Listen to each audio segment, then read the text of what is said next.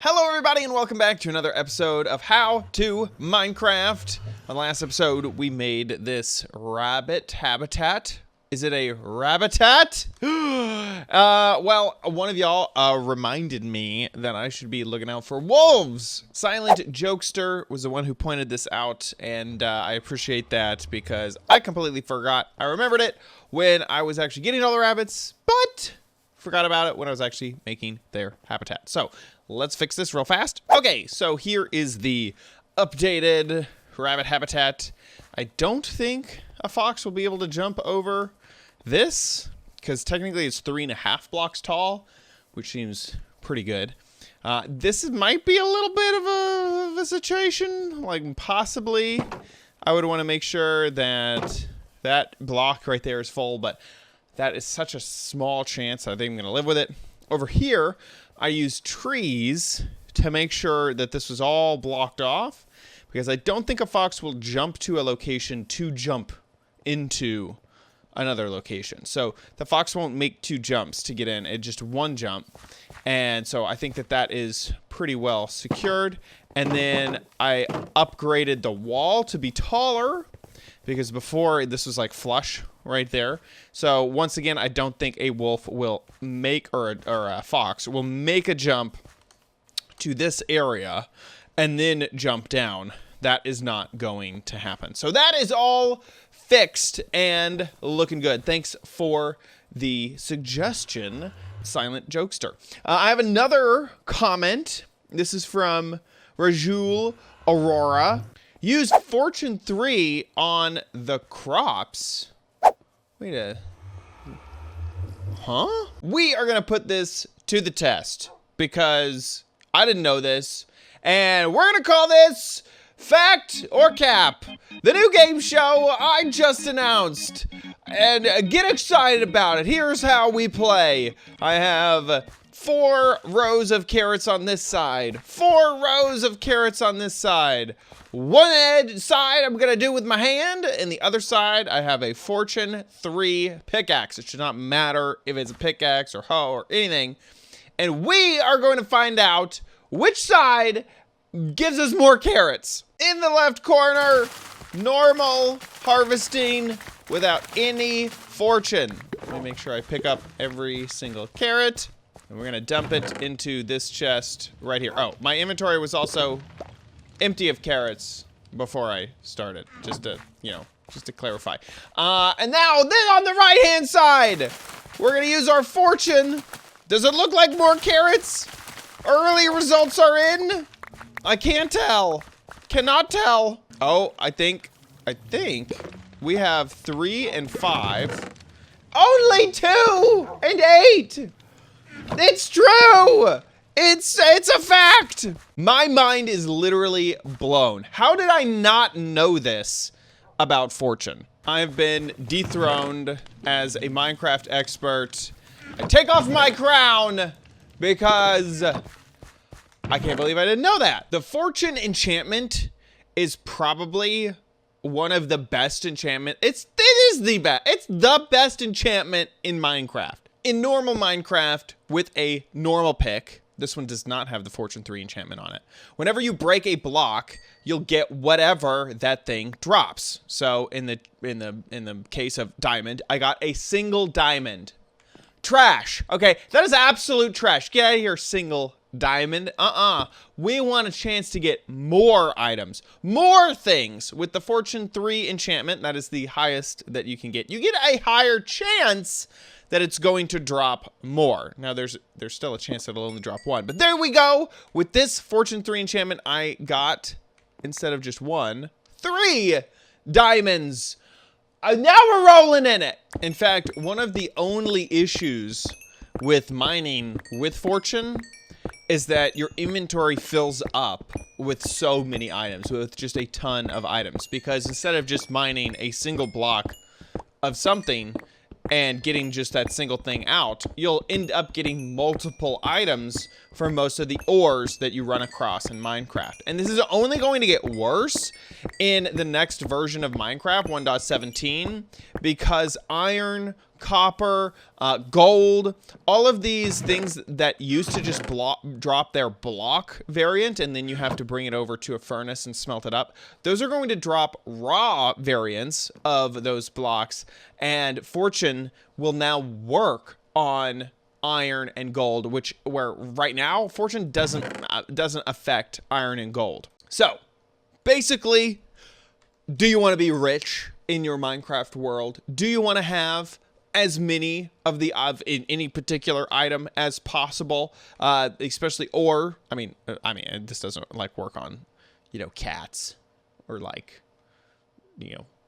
doesn't work on mobs. So mob drops, that's not the same thing. But for all the items that you mine, do you want more of them? Well, then get Fortune. Now that I know of my serious lack of judgment when it comes to the Fortune enchantment, I'm going to put it on a item. Now, I've already got this item at least once because it's in my advancements that the series dedication. I made a netherite hoe. I cannot find this thing.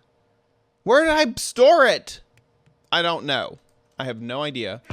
But we are going to take the steps that we got to take in order to make this thing again, because I want to put Fortune on a hoe, and you'll see why. So let's go ahead and make a netherite hoe again.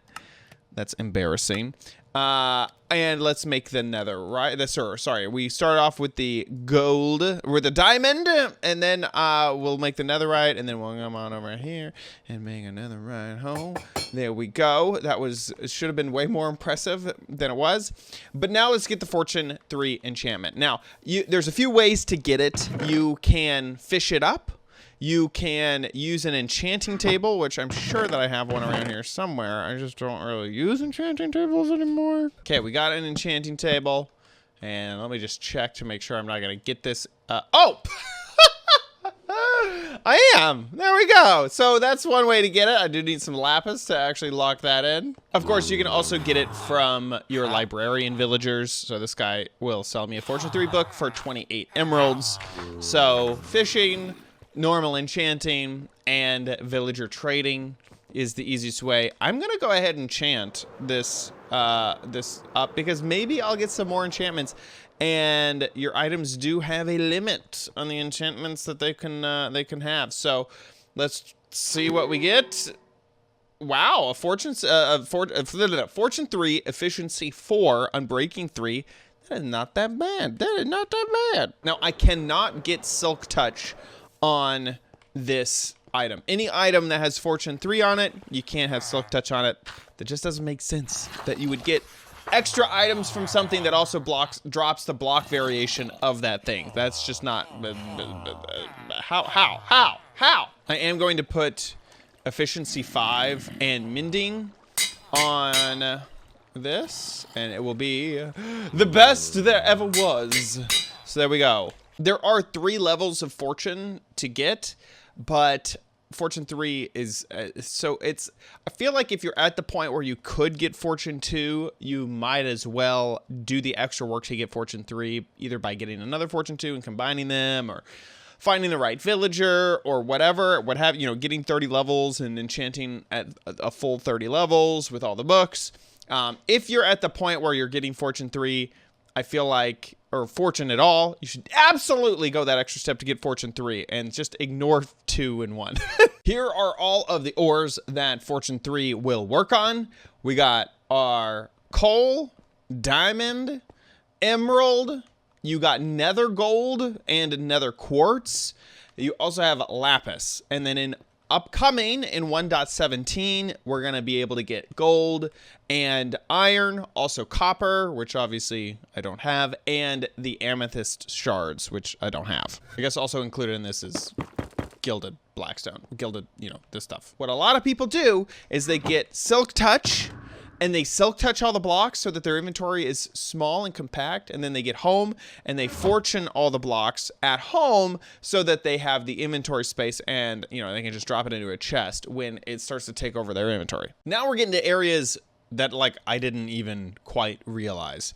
There is a thing where for Fortune, for certain blocks, will act a little bit differently. Basically on the ores that I covered, especially except for redstone, you know, you can get up to, you know, you have like sort of a maximum that is just generated based off of math. But with these blocks, most of these blocks, especially the glowstone and, you know, the sea lantern and the melon, they can be crafted into themselves based off of what they drop. So a melon, if I break it, it's going to drop melon slices, and I can take those melon slices, put them into a crafting table, and get a melon out of them. Same thing with glowstone. So glowstone, if you take, you know, your dust and put it into a crafting table, you'll get the glowstone out of it. So it doesn't really make sense if fortune was used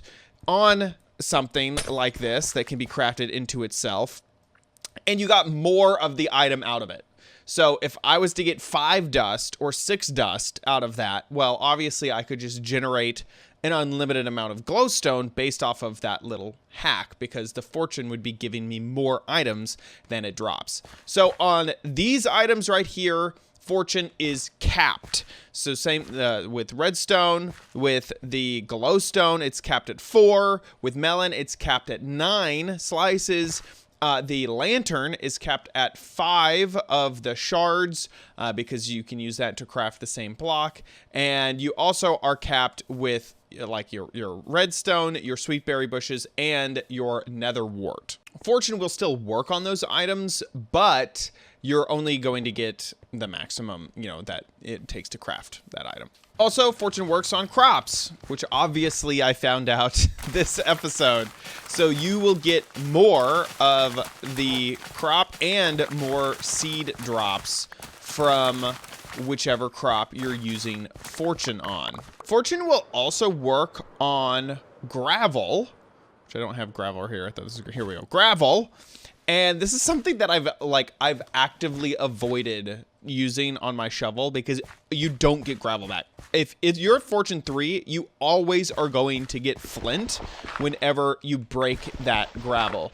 And that's great if you want a ton of flint, but if you're not looking for flint and you just want some gravel, it's impossible to pick up gravel anymore. You're only going to get flint every single time. Also, with the new update that included the ability to use hose to break leaves faster, fortune will work there, giving you more saplings or whatever the tree drops. So if the tree drops apples, it will drop more apples as well. Another thing I didn't realize is fortune can help you get weeping vines, or the twisting vines that are in the warped forest, not just the crimson forest. And it'll be 100% of a drop rate if you break that thing using a fortune item. Now, for a vine like this, get out of here, things that are trying to attack me. For a vine like this, if you break it at the top, the rest of it will break, right? So if I break up there, the whole thing breaks all the way down. It's not like 100% chance if you break the top with a fortune thing. You still only have a 1/3 chance that it will drop what is below it. So if you want 100% of a thing, you have to go from the bottom or the top up, depending on which type of vine or weeping vine or whatever you are trying to get. By the way, if you don't want to, you know, have some crazy fortune enchantment thing, you can just use shears. Finally, fortune can be used on grass type things that drop seeds. You get a better chance of it dropping seeds if you use fortune on it. Now, there are a few things that fortune can't be used on, sadly.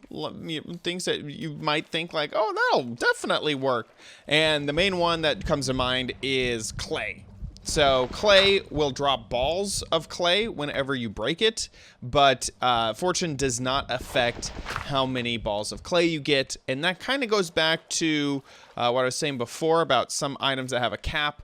Well, clay can be crafted into itself from clay, so you are not going to be able to use fortune on that. And those are the many, many reasons I feel like fortune is the best enchantment in Minecraft. Thank you, fortune, for all that you have given us, all of the items, all of the materials. Fortune, you are a true hero. Do you know who else is a true hero? Frost Fox and Fish Fox with their new Fish Fox and Frost Fox poster. Oh my gosh, I put it in the game.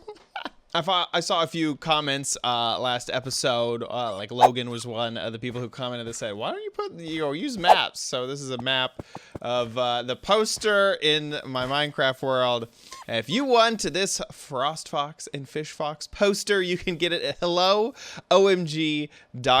Aren't they just adorable? And that wraps it up for this episode of How to Minecraft. If you enjoyed it, please give this video a like. Also, make sure you subscribe for future videos, tips, tricks, tutorials, and spotlights here on OMGcraft. And thanks everybody for commenting down below. If you want to directly support me, you can get some merchandise at helloomg.com, or you can become a member of the channel.